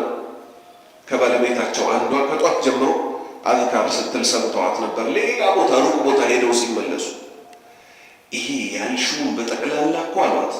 እቺ አሁን ምላት አሉና ሱብሓነላሂ ወቢሐምዲሂ አደደ ኸልቂሂ ወሪዳ ነፍሲሂ ወዚነተ አርሺ ወሚዳደ ከሊማቲሂ የሚለው ሶስቴ ያልኳት ትበልጠዋለች። እሺ እስትግፋሮች እሳቸው ምን ያደርጉ ነበር? በቀን ውስጥ ከ70 እስከ 100 ጊዜ እስትግፋር አደርግ ነበር ብለዋል። ይሄን ደግሞ ማን ይበልጠዋል? ከጦር መሸሽ ያህል እንኳን ቢሆን ይሄን ዚክር ያለ ሰው እኮ ወንጀሉ ይማርለታል አሉ። ከምን መሸሽ? ጦር ሜዳ መሸሽ ከትልልቅ ወንጀሎች ውስጥ ስለሆነ ምንድነው እሱ? አስተግፊሩላህ አለዚ ላ ኢላሃ ኢላ ሁ አልሐዩል ቀዩም ወአቱቡ ኢለይሂ። እቺን ደግሞ ሶስቴ ማለት አስተግፊሩላህ አጥልቡል መግፊራ ምህረትን ለምናለሁ። አለዚ ከሱ ከአላህ ላኢላሃ ኢላሁ ከእርሱ በስተቀር በሐቅ የሚመለክ አምላክ ከሌለ ከሆነ ወአቱቡ ኢለይህ ወደሱ እመለሳለሁ። ወአቱቡ ኢለይህ ወደሱ እመለሳለሁ። እቺን ስንት ጊዜ? 3 ጊዜ ያለ ሰው ከጦር መሸሽ እንኳን ያህል ቢሆን ወንጀሉ ትማርለታለች። እሺ በጧትም በማታም ክፍለ ጊዜ እቺን ዚክር ያላት ሰው የጀነት ነው የተባለለት ሰይዱል እስትግፋር اللهم أنت ربي لا إله إلا أنت خلقتني وأنا عبدك وأنا على عهدك ووعدك ما استطعت أعوذ بك من شر ما صنعت أبوء لك بنعمتك علي وأبوء بذنبي فاغفر لي فإنه لا يغفر الذنوب إلا أنت. ترجو اللهم أنت ربي الله يجيتين لا إله إلا أنت كانت بستقر بحق من ملك أملاك إلا خلقتني فترهن وأنا عبدك أنت بارعني وأنا على عهدك ووعدك ما استطعت ቃል ኪዳንህና ትእዛዝህን በቻልኩት መጠን እፈጽማለሁ። አዑዙ ቢከ ሚን ሸሪ ማ ሰነዕት ከሰራሁት ተንኮል ባንተ እጠበቃለሁ። አቡኡ ለከ ቢኒዕመቲከ ዐለይ እኔ ላይ የዋልከውን ጸጋ መሰክራለሁ። ወአቡኡ ቢዘንቢ ወንጀሌንም ንስሐ እገባለሁ። ፈግፊር ሊ ማረኝ። ፈኢነሁ ላ የግፊሩ ዙኑበ ኢላ አንት እነሆ ወንጀልን ካንተ ውጭ የሚምር የለም እኮ። እቺ እርግጠኛ ሆኖ በጠዋትም በማታ ያላት የጀነት ነው ስላሉ ነቢዩ ሰለላሁ ዐለይሂ ወሰለም እቺ አንድ ብለን እንይዛለን። መቼም እማንተዋት። ለምን? ጉዳዩ ከምን ጋር የተያያዘ ስለሆነ፣ ቀጥታ ከጀነት ጋር የተያያዘ ስለሆነ። ራሳቸው ነቢዩ ሰለላሁ ዐለይሂ ወሰለም ምን አሉ? ከግዴታ ስግደቶች በኋላ አየቱል ኩርሲን ያነበበ ሰው አሉ በሱና በጀነት መካከል ሞት ብቻ ነው ያለው አሉ። ከሞተ ጀነት ይገባል። ስለዚህ እንዲህ አይነት ምን ብለናል? ዚክርም ኢባዳም ብዙ ነው ብለናል አይደል? አላህ ዘንድ የተወደደችው ሰላት እኮ ምንድናት? ሰላቱል ውትር ናት። ከውትር ደግሞ ውትር እንይዛለን ድፍን ሌሊቱን እንኳን መስገድ ባንችል። ስለዚህ ነቢዩ ምን አሉ ሰለላሁ ዐለይሂ ወሰለም ሲጠየቁ የትኛው ስራ ነው አላህ ዘንድ ይበልጥ የተወደደው ሲባሉ አድወሙሃ ዘውታሪዋ ወኢን ቀል ቲዋ ሁልጊዜ የምትሰራዋን አላህ ይወዳታል። ይሄ ምንን ያስይዛል? የእስቲቃማን ጥቅም፣ በአላህ ዲን ላይ የመጽናትን ጥቅም። በአንድ ቀን ተነስተህ 2 ጁዝ ቀርተህ 1 ሳምንት ሙሉ እርግፍ አድርገህ ከምትተው በየቀኑ ምን ማድረግ ይሻላል? 4 ሉክ እየቀራ ከኋላ ወደፊት ከፊት ወደ ኋላ እየተመለስክበት በየቀኑ የዲን ሰው ትሆን ይሻላል። 53ኛ ሐዲስ عن عائشة رضي الله عنها عن النبي صلى الله عليه وسلم قال من نذر أن يطيع الله فليطيعه ومن نذر أن يعصيه فلا يعصي رواه البخاري. كعائشة تيزو الله ملكم سرواني ولدلاتنا عن النبي كنبي صلى الله عليه وسلم قال اندهانو من نذر سلتي تسالسو سلت مالت من مالتو الله اندي كادرغلي اني دمو اندي አደርጋለሁ ማለት ምን ይባላል? ስለት ይባላል። በኢስላም የተወደደ ነገር አይደለም። ምክንያቱም አላህ ከኛ የሚፈልገው ምንድነው? እንዲያርግልኝና እንዲያርግልሃለሁ የሚባል ጌታ ሳይሆን እሱ ምን አይነት ጌታ ነው? ጌታዬ ወይ አድርግልኝ። ሲያደርግልንስ ሹክር በተግባር እሱን ለማመስገን አርደን ማብላት፣ ገንዘብ አውጥተን ለሰው መስጠት፣ ሰዎችን ልብስ ማልበስ ያለ ነው። ከዛ ውጭ ካላህ ጋር እንዲህ ካረክልኝ እንዲያረግልሃለሁ የሚለው ይቻላል፣ ግን የተወደደ አይደለም። እሺ ተደረገ ተሳለ ምን ብለን አላህ ወይ እቺን ነገር አሳካልኝ፣ እኔ ደግሞ በተራዬ በሬ አርጃለሁ አሉ። አላህ ሲጠቅሳቸው ምን አለ? አማኞችን። ምክንያቱም የሰው ልጅ አብዛኛው አላህ ካዘነለት ውጪ ከሃዲ ነው። ከሃዲ ሲባል በምን ጸጋው እስኪዋልለት ድረስ እንደው ያ ረቢ የዛሬ እንደው ነገር ቃሌን የያዘው እንዲህ ካርክልኝ ላርድ ይልና ልክ ሲያደርግለት ብሩ መልሶ ምን ያደርገዋል? ይበላዋል። ግን ሰው ስለት ከገባ በኋላ ስለቱን ለማፍረስ ቢያፈርሰው ይቻላል አይቻልም ኡስታዝ ብሎ ደግሞ ትላንት ምን እንዳላለ ትላንት እንደው እንዳላለ አላህ ምን አለ? ዩፉነ ቢነድሪ አለ። አላሁ አክበር። አማኞች እኮ ዩፉነ ይሞላሉ፣ ቢነድሪ ስለታቸውን ይሞላሉ። ምን ማለት ነው? የተሳሏትን ነገር ይፈጽሟታል። ጥሩ፣ በምን መልክ ይፈጽሟታል? ይሄው ይሄ ሐዲስ ሊያብራራ መጣ። ነቢዩ ምን አሉ ሰለላሁ ዐለይሂ ወሰለም? መን ነዘረ ስለት የተሳለ ሰው አዩጢ አላህ ሊታዘዘው ፈልዩጢዕ ይታዘዘው። ምን ማለት ነው? በሬ ላርድ፣ ድሃ ላበላ፣ ድሃ ላለብስ፣ የ7 ሰዎች የቤት ኪራይ ልከፍል አለ። ምን ሆነ ማለት ነው? አላህ መታዘዞች ናቸው አይደሉም? ስለቱን ይፈጽም። በባዶ ግሬ ሊሄድ አለ። እንዲህ የሚባል አላህ መታዘዝ አለ በእስልምና። ሌሎች ሃይማኖቶች ላይ አላህ በባዶ እግራቸው ሲሄዱ እናያለን። ንጹህ ልብስ ለብሰው ጠላ ልጠጣ አለ። ሰው ቤት ሄጄ ልለምን አለ። አሁን ቀሩ እንጂ ድሮ ላሊበላ የሚባሉ ነበሩ። በደንብ ሀብት ያላቸው በሌሊት ይመጡና አባቢዬ ምናምን ብለው ይዘምራሉ። ላሊበላዎች መጡ ይባላል። እነዚህ እኮ የሚለምኑት ይባላል ቸግሯቸው ሳይሆን አባት እናቶቻቸው ተስለው ስለነበረ ያን ስለት ለመሙላት ነው የልጅ ልጁም የሚለምነው ይባልና ሳንቲም ይሰጣቸዋል። እንዲህ አይነት ስለት የለም። አላህን በማምረጽ ላይ ስለት ስለሌለ ነቢዩ ምን አሉ ሰለላሁ ዐለይሂ ወሰለም? አላህን ለመታዘዝ ስለት የተሳለ ሰው ካለ ስለቱን ይፈጽም። ወመን ነዘረ ስለት የተሳለ ሰው አያዕሲየ አላህን ለማመጽ የተሳለ ሰው ግን ካለ ፈላ ያዕሲየ አላህን አያመጸው። መጠጥ ልጠጣ፣ ራቁቴን ልሄድ፣ እንዲህ ላረግ ተብሎ ስለት አይሳልም። እሺ ረዋሁ አልቡኻሪ ቡኻሪ ዘግበውታል። 54ኛ ሐዲስ አን አይሸተ ረዲየላሁ ዐንሃ ቃለት ቃለ ነቢዩ ሰለላሁ ዐለይሂ ወሰለም ላ ተሱቡ ልአምዋት ፈኢነሁም ቀድ አፍደው ኢላ ማ ቀደሙ ረዋሁ አልቡኻሪ። ከአይሻ ተይዞ አላህ መልካም ስራዋን ይውደድላትና ቃለት እንዲህ አለች። ቃለ ነቢዩ ሰለላሁ ዐለይሂ ወሰለም ነቢዩ ያላ ሰላትና ሰላም በእርሳቸው ላይ ይሁን እንዲህ አሉ። ላ ተሱቡ አትሳደቡ፣ አልአምዋት ሙታንን አትሳደቡ አሉ። ፈኢነሁም እነዚህ የሞቱ ሰዎች እኮ ቀድ አፍደው ደርሰዋል፣ ተገናኝተዋል። ከምን ጋር? ኢላ ማ ቀደሙ ወዳስቀደሙት እዚህ ምድር ላይ ሲሰሩ ወደ ነበረው ኸይርም ሆነ ሸር ተገናኝተዋልና ሙታንን አትስደቧቸው። ረዋሁል ቡኻሪ ቡኻሪ ዘግቦታል። ይሄ ሐዲስ ሌላ ሰበብ አለው። ነቢዩ ሌላ ማብራሪያ ሰጥተዋል። ምን ብለው? በህይወት ያሉ ዘመዶቻቸውን አዛ ማድረግ እንጂ እኮ ሌላ የሚጨምረው ነገር የለም አሉ።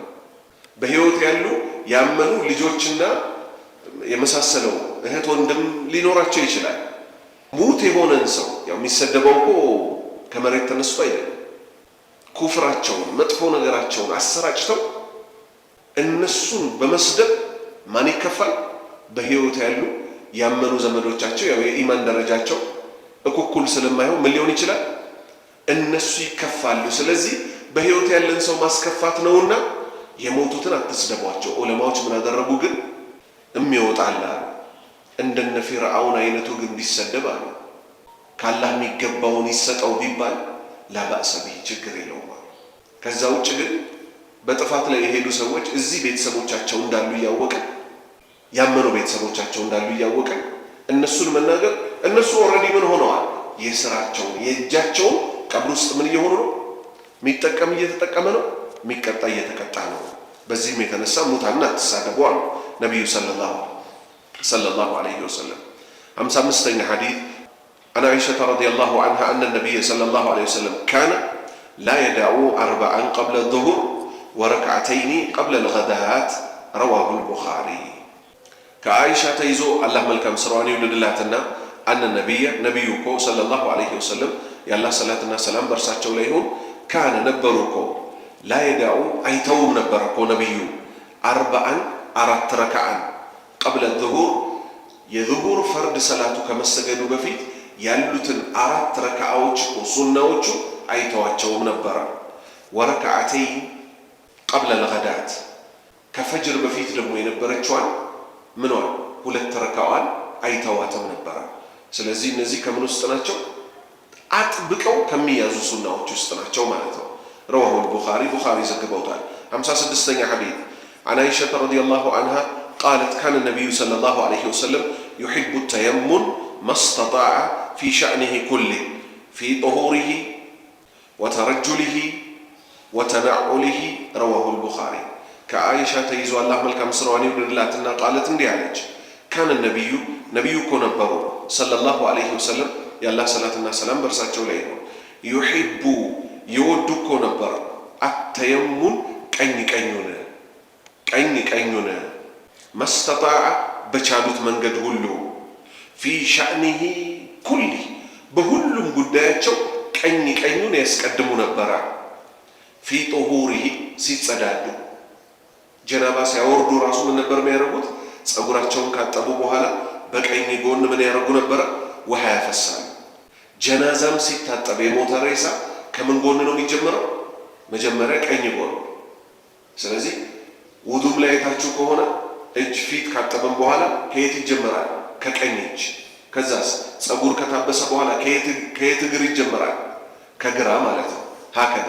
ስለዚህ ፊት ተጣቁሪሂ ሲጸዳዱ፣ ወተረጁሊሂ ሲያበጥሩ ፀጉራቸውን ራሱ ከየት በኩል ነበር የሚጀምሩት? ከቀኝ በኩል ነበር የሚጀምሩት። ወተነዑሊሂ ጫማዎቻቸውንም ሲያጠልቁ የሚጀምሩት ከየት ነበረ? በቀኝ እግራቸው በኩል ነው። ተነዑል ነጠላ ጫማ በቀኝ እግር ይለብሳሉ። ማንኛውም ጫማ በቀኝ እግር ይለብሳሉ። ሲወለቅስ በግራ እግር ደግሞ ይወለቃል። ረዋሁ ቡኻሪ ዘግበውታል። 57ኛ ሐዲስ عن عائشة رضي الله عنها قالت كان النبي صلى الله عليه وسلم يذكر الله على كل أحيانه رواه مسلم عن عائشة كعائشة تيزو رضي الله عنها الله ملكم سروان يوددلاتنا قالت اندي عليك كان النبي كنبرو صلى الله عليه وسلم يا الله صلاتنا سلام برساتشو لا يهون يذكر يوسو يستوسو نبر من الله على كل በሁሉም አህያኒህ ማለት ሁኔታቸው አላህን ያስታውሱ ነበር። ከዚህ ምን ይዘው ምንድነው? አብዛኛዎቻችን የምንዘናጋው የት ነው? ቤት ስንገባ ልጅ አለ፣ ሚስት አለ፣ ጨዋታ አለ እንላለን። መስጂድማ ሁላችንም ምኖች ነን? ያላህ ወታደሮች ነን አይደል? ሁሉም ሰው ሲሪየስ ሆኖ ሰላም ሲባባል ራሱ ኮስተር ተባብሎ ሲሪየስ መሆን ስለሚወድ ማለት ነው። ሰው ቤት ሲሄድስ ፈታ ቀልዱንም ማብዛት፣ ቲክቶኩንም ከፍቶ መሳቅ የመሳሰለው የቤት ውስጥ ባህሪዎቻቸው የነብዩ የተጠቀሱት በእነማን ነው? በሚስቶቻቸው። ምግብ እኮ አያነውሩም ነበር። ስመውን እኮ ኢቃም ካለ በኋላ ይወጡ ነበር። የወር አበባ ሆነንም እኮ ሽርጥ አስለብሰው ያቅፉን ነበር። ጆፍ እንግዲህ አንገታቸው ላይ እዚህ ከአንገት አጠገብ ያለችው በጣም ከባድ ናታ። ከትከሻ በላይ ከአንገት በታች ያለች አንድ ስጋ አለች። እሷን አንድ ሰው እንዲጫን ብሎ በአውራ ጣትና በሚቀጥለው ጣቱ ያዝ ቢያደርግ አንተን እኮ መሬት ላይ ቁጭ ያሰራሃል አይደል? በመስኮት ወሬ እያዩ አለች። መጣሁና በአገጬ ጫን አልኳቸው አለች። አመማቸው። አይሻ ታያሉኝ አለች። አሁንም ሆን ብዬ ጫን አልኳቸው አለች። አይሻ ታያሉኝ አለች። በሶስተኛው በጣም አሳመምኳቸው አለች። ታይ አሉኝ አለች። ስለዚህ ቤት ውስጥ የነበረው ጉዳይ እንዴት ነው? አላህን መፍራት ያለበት ነው። ሴቶቹ ማጫወቱ ራሱ አላህን ማስታወስ ነው አይደለም? እንጂ እኮ ሴቶቹ ከተጠገቡ በኋላ አብረህ ከኖርክ ጊዜን ከፈጀህ በኋላ አትድረሽብኝ አልጋም ተለያይተን እንተኛ የሚባል ነገር የለም። አንተ በፈላብህ ዘመን አልጋ ላይ የተኛችህልን ሴት አሁን እሷ አርጅታለች ብለን አልጋዬ ላይ አብረሽ እንዳትቀርቢ አይባል። የልጅነት ፍቅር ትዝ ይልና ተቃቅፎ በአንድ ብርድ ልብስ አላህ እንግዲህ በጀነቱ ማይለየን ቀድሜሽ ከሄድኩኝ አደራ በዱዓሽ ቀድመሽኝ ከሄድሽም ለቀብሬ የሚሆን ዱዓ እንቀባበል እንጂ የሚባለው ይሄ ፈረንጅ ኑሮ የለም። ፈረንጅ እስኪጣገብ ድረስ አብሮ ይተኛል።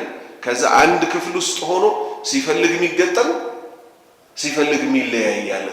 ምን ነው ስትሏት የሰው ፍሪደም አትንሱ። በአንድ አልጋ መተኛት ካልፈለጉ አንድ ክፍል ውስጥ ሆኖ ሁለት አልጋ ይሁን ይላሉ። ኢስላም እንዲህ አይልም። ስለዚህ እስልምናችን ውዱ ስናደርግ እናስታውሰዋለን። ሽንት ቤት ልንገባ ስንል እናስታውሰዋለን።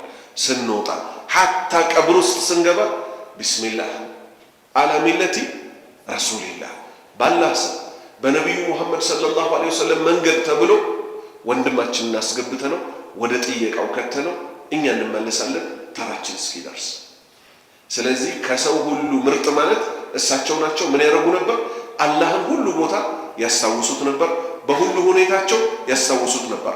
58ኛ ሐዲስ عن عائشة رضي الله عنها عن النبي صلى الله عليه وسلم قال ركعة الفجر خير من الدنيا وما فيها رواه مسلم كعائشة تيزو الله ملكم سرعان يودد لاتنا نبي صلى الله عليه وسلم اندهالو ركعة الفجر فجر كما السجدوا بفيت يالتشو هلتوا ركعة سنة ومالتنا خير بلا جكونات من الدنيا كدنيانا وما فيها بوسط أكله هلو إيش فردو من اللي هو نو سنة عندي كهونا فردو من اللي هو نو إتشين سنة صلاة دمو من ما درجي تشالا عزقيتهم مسجد تشالا انديت لمسالي سويه ولك كان كالفوسينة كا إكامي يالا نكا ودونا درجو كتتا مسجد تهيدو فردو نو ميسنو እንጂ ቆይ ሱናው ልስገዳት እቺ ከዱንያና በውስጧ ካለው ትበልጣለች የተባለችውን አይባልም። ፈርዱ ይሰገዳል። ከዛስ እንደተሰላመተ ያቺን ሱና መወጣት ይችላል።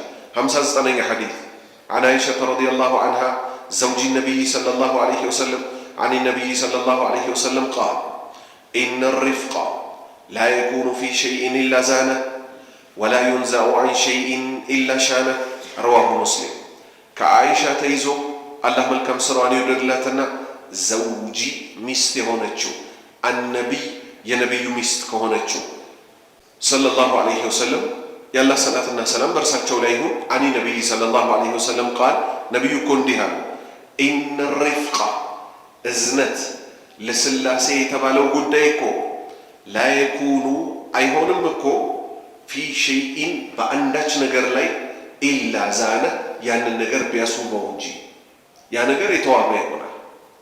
ለሰውየው አዘንክለት ሄደ ወንድሜ ባከህን አሁን አንተ ያለህበት ህይወት ነገ ያስከፍልሃል፣ በዱንያም በአኺራም ተጸጸታለህ፣ ውጣ ብሎ አዝኖለት ምን አደረገው?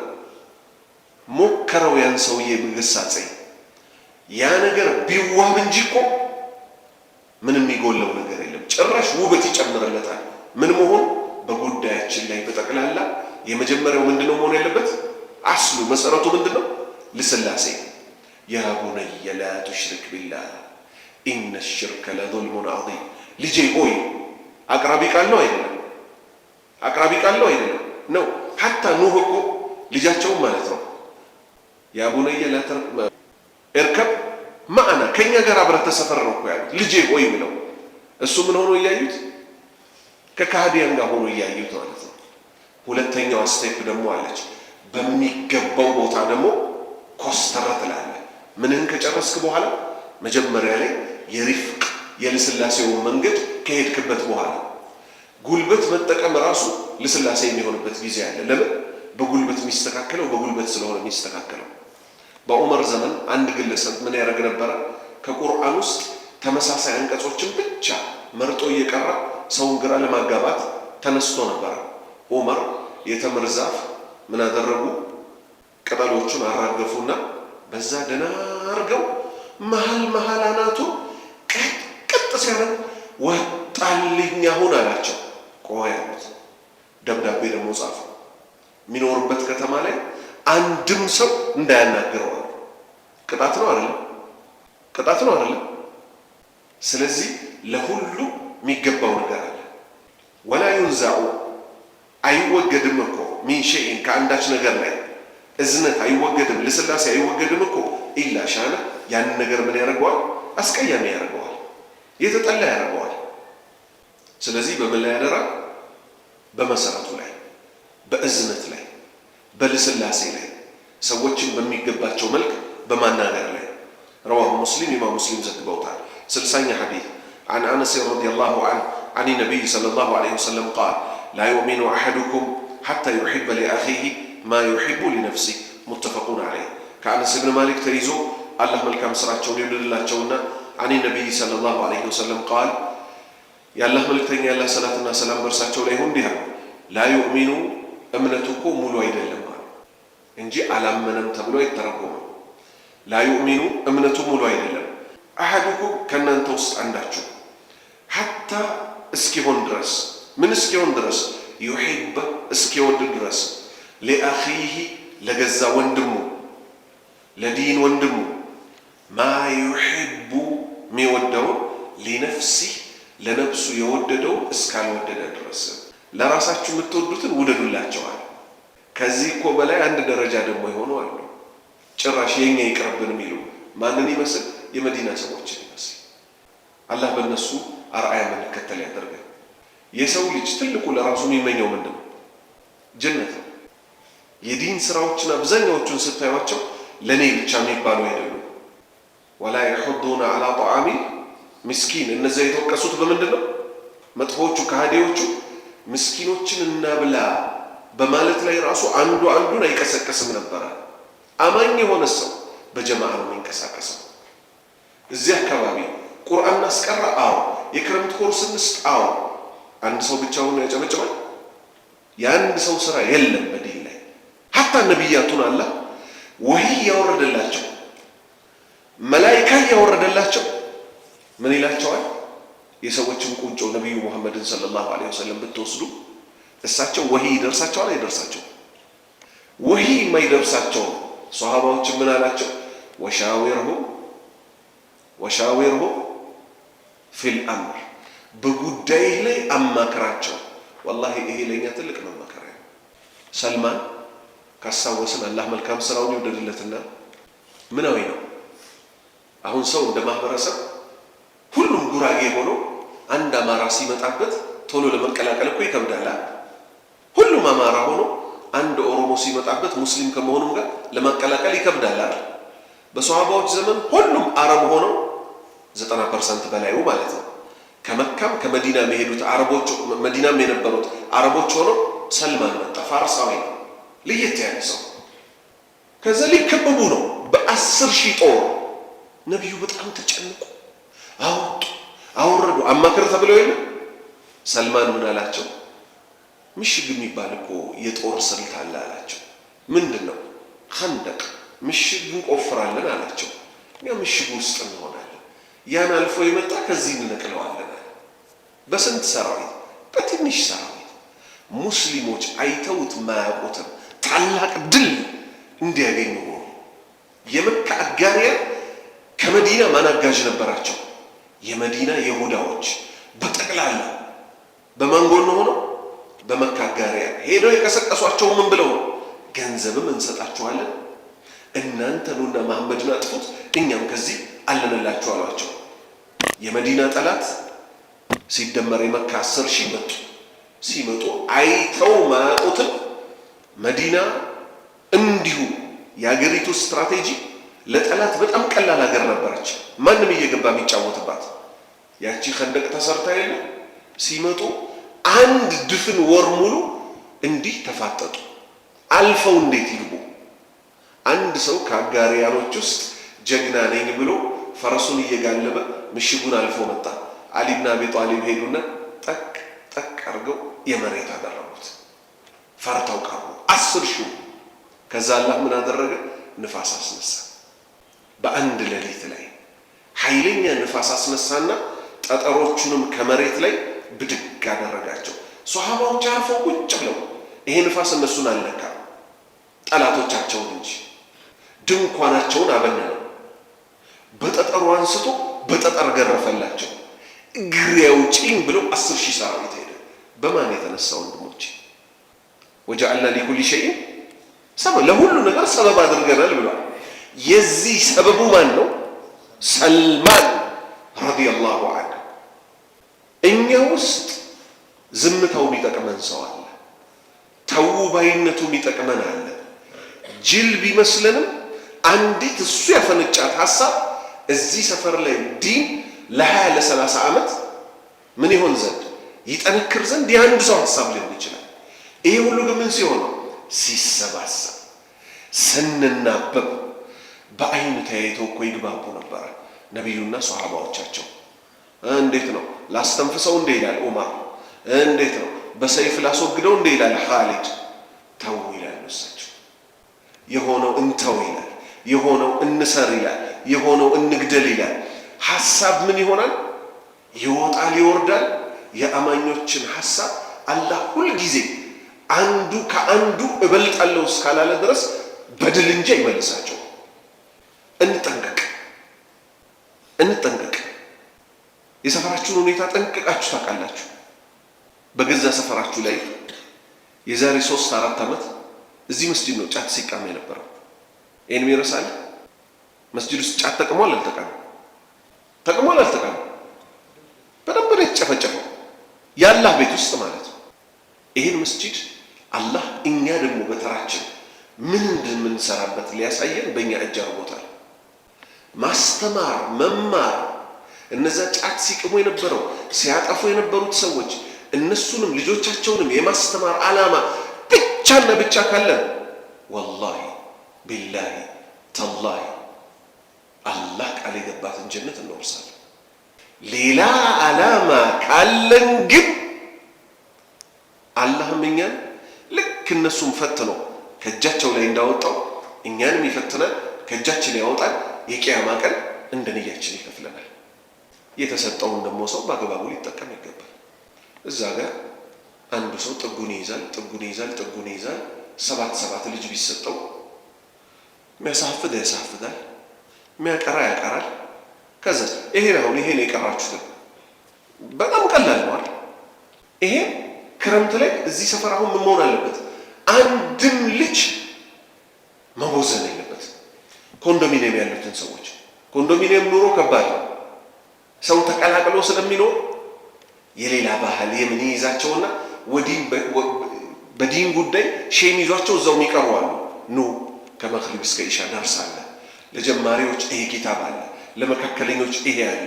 ተፍሲር ቅዳሜና እሑድ አላችሁ። አልሐምዱሊላህ ቅዳሜና እሑድ ተፍሲር ለፈለጋል ሁልጊዜ እኔ መተባበራለሁ። ባላ ፍቃድ ሳምንታዊ ፕሮግራማችን እዚህ ይለጠፋል። ቁርአን ለልጆች ከዚህ ሰዓት እስከዚህ ሰዓት።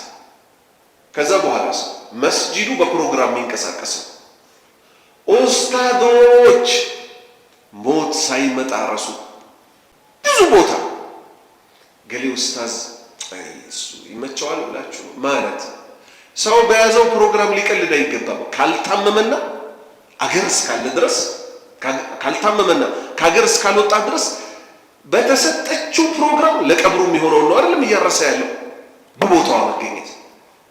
አንድ ኡስታዝ ቀረ ማለት ምን ችግር ይፈጠራል?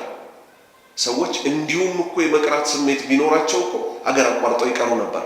ሰፈራቸው ላይ እኮ እሹሩ እየተባሉ ያሉት ምን ሆነው ነው? አንተ በመቅረትህ ተማሪዎቹ ምን ይሆናሉ? ከዛ በኋላ ይቅርብን ብለው ቤት ይሄዳሉ። ፊልም ይቀበላቸዋል፣ ኳስ ይቀበላቸዋል። ከዛ መምጣት አይፈልጉም። በዛ ላይ አስተማሪዎች የተማሪዎቻቸውን ዝርዝር እየጻፉ የትም መድረሳ ላይ እየጠየቁ ገባችሁ ወይ ይሄ ሐዲስ አልተረዳችሁትም ወይ? ከዛ ምን እንዲሆን ልጁ ልክ ሲጎረምስና ወጣ ያለ ስሜት በውስጡ ሲመጣ ይሄን ነገር ባማከረው የሚሻለኝ ኡስታዝ ነው የሚያዝንልኝ። ለፋዘር ብነግረው ላይረዳኝ ይችላል፣ ልጄ እዚህ እንደርሰሃል ብሎ ሊቀየመኝ ይችላል ብሎ ስንት እኮ ኡስታዞቻቸው ጉዳያቸው የሚፈቱላቸው ሰዎች አሉ። እዚህ እናንተ ጋር የመጣው ኡስታዝ ሰዒድ እኛ ጋር የነበረ ጊዜ አስታውሳለሁ። ልጆቹ ሁሉ ያቅፉታል፣ ምን ይሉታል። ምን ስላደረጋቸው? ስለያዛቸው። አልሐምዱሊላህ አላህ የሰጠን የኢንቨስትመንት ፈቃድ ብሎኬት ማምረቻ ምናምን የሚል አይደለም። እዩ እንዴት እንደወደደ። በሀብት አልፈተነም፣ የሰጠን ምን ነው? መስጂድ ሰጠን። ቢወድን ነው አይደለም፣ ግን ተጠቀሙበታል፣ ስሩበታል። የሰራ ያገኛል። አላህ ከሚሰሩት ያደርጋል፣ ከከስረት ይጠብቀን። ሱብሃነከ አላሁመ ወቢሐምዲከ አሽሀዱ አን ላ ኢላሀ ኢላ አንተ አስተግፊሩከ ወአቱቡ ኢለይክ።